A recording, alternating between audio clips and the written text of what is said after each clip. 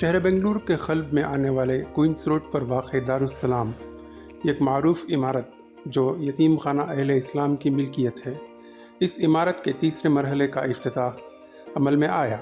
अमीर शरीयत कर्नाटक मौलाना सगीर अहमद रशादी, शिवाजी नगर के रुकन असम्बली रिजवान अरशद, साबिक़ रुकन असम्बली और साबिक़ वज़ीर आर रोशन बेग, कर्नाटक वक्फ बोर्ड के चेयरमैन मौलाना शाफी सादी, कर्नाटक अक़लियती कमीशन के चेयरमैन अब्दुल अज़ीम और दीगर शख्सियतों ने इस इमारत का इफ्तिताह किया।